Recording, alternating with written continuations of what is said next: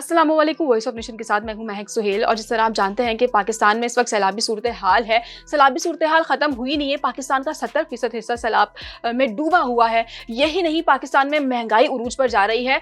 इस कदर हमें डॉलर्स की ज़रूरत है, लेकिन डॉलर जो है वो हमारे वज़ीर आज़म का 10 रुकनी वफद बाहर जाके गवा रहा है। एक दिन का खर्चा जो है वो 1 करोड़ 60 लाख रुपये बताया जा रहा है। क्या ही होता कि अगर ये डॉलर जो है वो हमारे मुल्क में लगाए जाते और कुछ रुकनी वफद जो है वो बाहर जाकर यूएनओ से हमारे लिए इमदाद मांग लाता। लेकिन अब जो है बात आ रही है इमदाद के लिए बहुत सारे ममालिक ने हमें मना कर दिया है, क्योंकि हमारे जो हुक्मरान है वो करप्टेड है। हमारे हुक्मरान पे जब हमारी आवाम ट्रस्ट नहीं कर पा रही तो बाहर बैरून ममालिक की सफ़ीर किस तरह ट्रस्ट करेंगे। यूएनओ का सफ़ीर यहाँ आके कहता है कि हमारे मुल्क की जो सिचुएशन है वो अलार्मिंग है। इस अलार्मिंग सिचुएशन में कौन से लोग हैं जो पाकिस्तान के लिए आगे आके काम कर रहे हैं? क्या हमारे आर्टिस्ट पाकिस्तान के लिए काम कर रहे हैं? क्या हमारे साबिक वज़ीर आज़म क्या काम कर रहे हैं? आज डिस्कस करेंगे प्रोग्राम में कि पाकिस्तान में आगे क्या होने जा रहा है। क्या पाकिस्तान इस सिचुएशन से निपट पाएगा या कभी निकल भी पाएगा या नहीं? क्योंकि हम बुरी तरह जो है वो एक पत्थर के नीचे दब गए हैं। ये पत्थर सिर्फ ना सिर्फ सैलाब का है, ये पत्थर महंगाई का है, ये पत्थर पाकिस्तान की बुरी मईशियत का है। आज इस टॉपिक के हवाले से बात करने के लिए मेरे साथ स्टूडियो में मुझे ज्वाइन कर ली हैं नुसरत हारिस, जो कि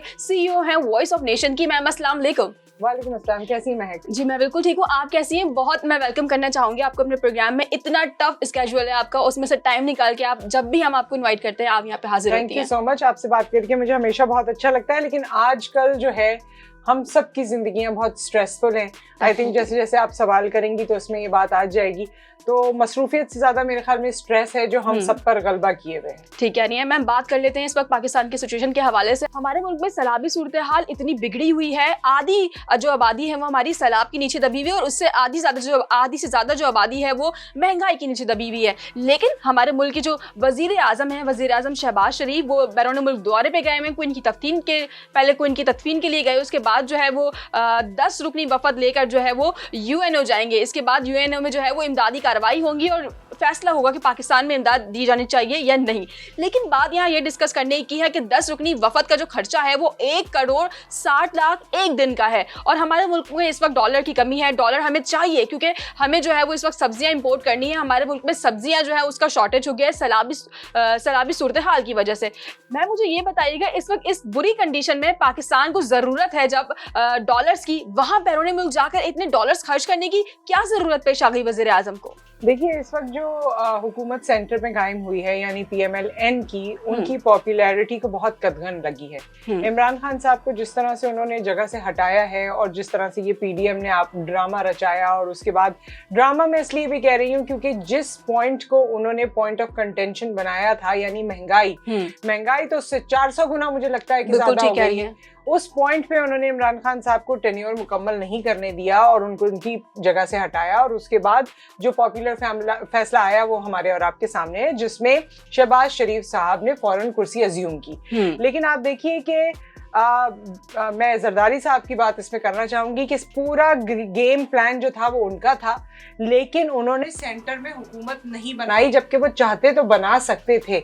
ना उन्होंने बिलावल जरदारी को वो पोजीशन दी जिसमें उनको किसी को फेस करना है। उन्होंने उनको वो पोजीशन दी जिसमें उनकी अपनी पॉलिटिकल एक तरह से स्कूलिंग हो जाएगी, पॉलिटिकल एक्सपीरियंस हो जाएगा, एक एक्सपोजर हो जाएगा, फॉरेन ऑफिस को वो समझ जाएंगे, दुनिया भर में लोगों से मिलेंगे, उनकी मेंटालिटी को समझ जाएंगे। और फिर बाद में अगर उनको मौका मिलता है और कभी वो प्राइम मिनिस्टर की गद्दी पे आते हैं तो उनको समझ में आएगी कि जी मुल्क चलाना कैसे, बाहर के लोगों से कैसे बात करनी है। बिल्कुल ठीक पॉइंट उठाया है और ये वो आप भी कहना चाह रहे हैं कि बिल्कुल सेफ साइड प्ले कर रहे हैं। सेफ साइड जरदारी साहब ने प्ले किया।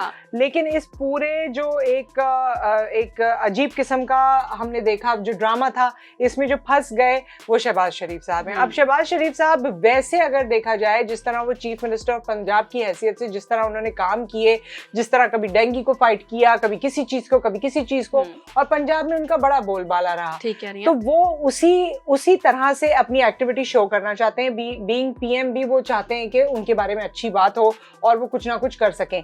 लेकिन जो उनका प्लान है ना पाकिस्तान के हवाले से, वो कुछ खास अच्छा नहीं है, ना कुछ खास समझ आ रहा है। अब बात यह है कि वो पूरी दुनिया में तो ट्रैवल कर रहे हैं, क्वीन के लिए वो चले गए और उस वक्त चले गए जब उनके मुल्क को उनकी जरूरत है। उन्होंने जबकि दौरे किए हैं, क्वेटा का भी किया है, सिंध का भी किया है, KP के भी वो गए हैं, लेकिन देखिए वो जो दौरा होता है ना, वो एक ऑफिशियल दौरा होता है, उसमें वो बात नहीं होती। आपकी अपनाइयत, आपकी जुस्तजू, आपकी फिक्र उसमें समझ नहीं आती। इस वक्त आपकी ये जो गैर मुल्की दौरे हैं इनको कर्टेल करने की जरूरत थी। मुल्क के पास पैसा है, मुल्क के पास चीजें आ भी रही हैं। अगर जो इमदाद आ रही है वही सही तरीके से बांट दी जाए, अगर जखीरा अंदोजी ना की जाए, अगर जो आपकी लोकल गवर्नमेंट के लोग हैं या आपके अपने लोग हैं जो MPs MNAs हैं, उनके जो गोडाउन्स हैं, उनके जो बिजनेसेस हैं, वहां पर ये थैले, ये अशिया, ये तमाम चीजें, ये टेंट्स, कितने 100 टेंट्स जो हैं वो सिंध में किसी ने जखीरा अंदोजी करके रखे हुए थे, जो कि आए थे नॉट फॉर सेल थे, लेकिन उनको सेल भी किया जा रहा था। तो हमारे यहाँ इस तरह की कितनी चीजें हैं जिनको सही होने की जरूरत है, और उसके लिए वो तमाम ओहदेदारान जिनका मुल्क से ताल्लुक है उनको मुल्क में रहने की जरूरत है। फिर शहबाज शरीफ साहब क्वीन के हवाले से जो हमने देखा कि ना सिर्फ शहबाज शरीफ वहाँ थे और उनकी फैमिली मेंबर्स भी थे और पाकिस्तान की रिप्रेजेंटेशन भी वो कर रहे थे। किस वजह से आप पाकिस्तान की रिप्रेजेंटेशन कर रहे हैं और किस हक से आप रिप्रेजेंटेशन कर रहे हैं? ठीक है, जो पाकिस्तान में रहने वाला है, मैं हूँ, आप है, और गरीब आवाम जो मर रही है इस वक्त, वो कर रही है पाकिस्तान को रिप्रेजेंट। आप नहीं कर रहे ना आपकी फैमिली कर रही है। सो किस हक से जा रहे हैं आप? किस हक से आप जाके पूरे मुल्क को, पूरी दुनिया को ये दिखा रहे हैं कि जी पाकिस्तान बड़ा अफसोस में, पाकिस्तान की तो वैसी हालत बड़ी खराब है।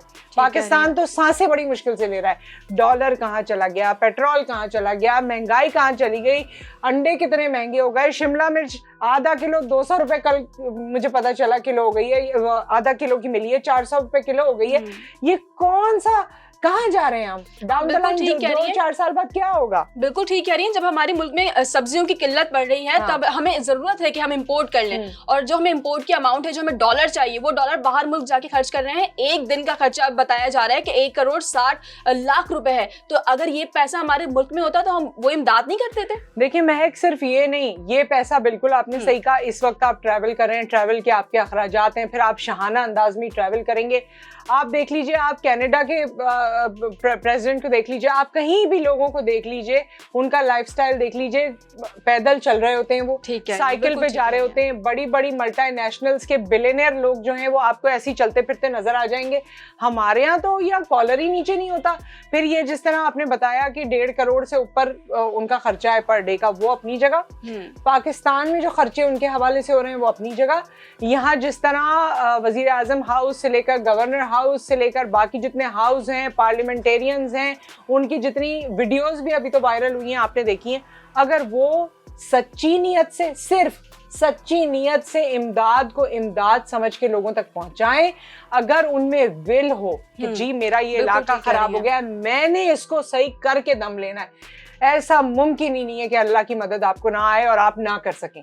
ये सब इसीलिए है क्योंकि इन सब की बदनीयती है। ये सब इसीलिए है क्योंकि जब कोई एक्ट ऑफ गॉड होता है, जब कोई इस तरह का हमारे पास मुसीबत आती है, तो वो कमाने का जरिया होता है।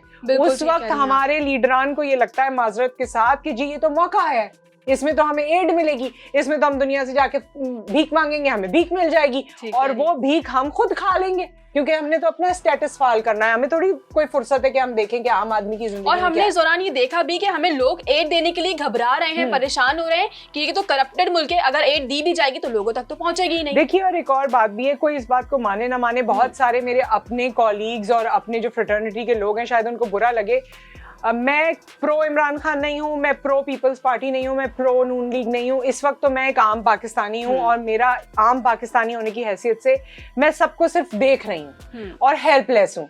तो मैं ये कहना चाहती हूँ कि इमरान खान साहब की जो भी है, बहुत सारे उसमें लूप होल्स होंगे, जिस तरह की वो स्ट्रैटेजीज बनाते होंगे, उनकी टीम कमजोर होगी, वो जिद्दी होंगे, वो डायलॉग नहीं करते होंगे, उनके साथ और मसले होंगे, जो भी है।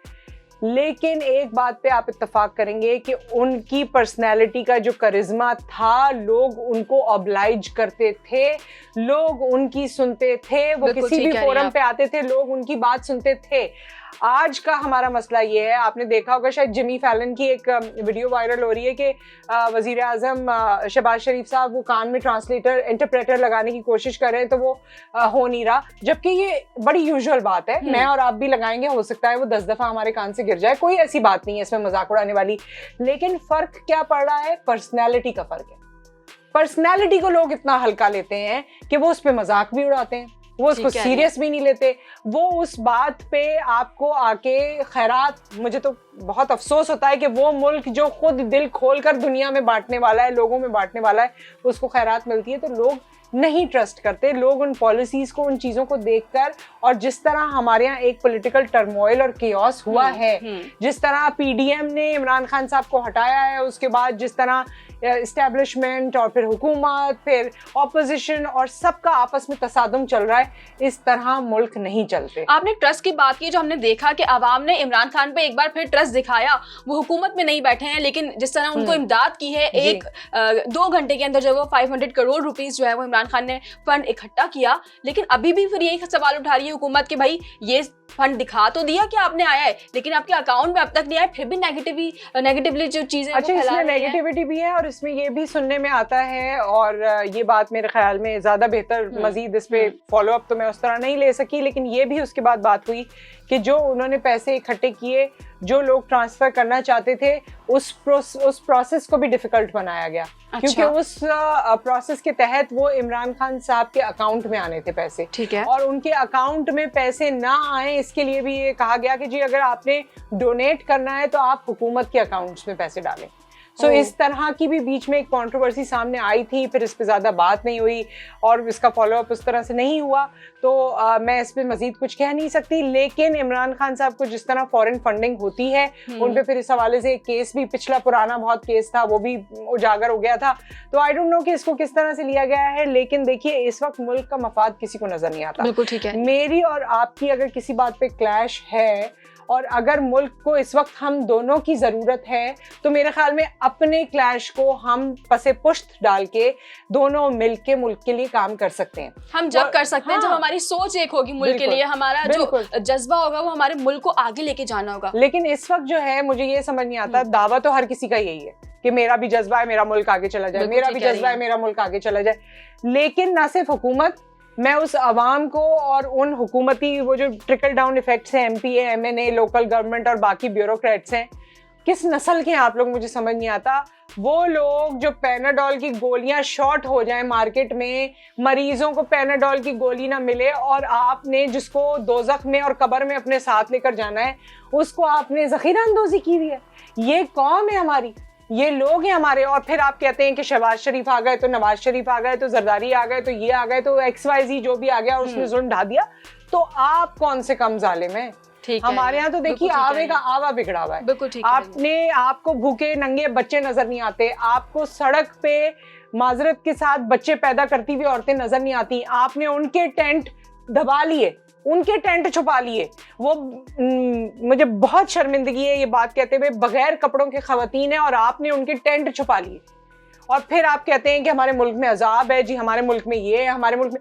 तो ये अजाब तो ये सारे हैं जो इसमें इंक्लूड है, वो सारे अजाब हैं और ये सबको जवाब देना होगा। लेकिन जब दुनिया खत्म होगी, जब कयामत आएगी, जब सब मरेंगे, तभी जवाब देंगे। उससे पहले तो ये एक सरसब्ज बाग है, ये एक सोने की चिड़िया है जिसे जब जिसका दिल चाहता है आता है, लूटता है और चला जाता है। तो सोने की चिड़िया से मजे लेते हैं। आप ये तो बात हो गई हमारी हुकूमत की और अपोजिशन की। अब बात कर लेते हैं उन लोगों की जिनको आवाम पूछती है, उसके बाद है इन्फ्लुएंसर, उनके बाद है वो सेलिब्रिटी जिनको आवाम ट्रस्ट करती है।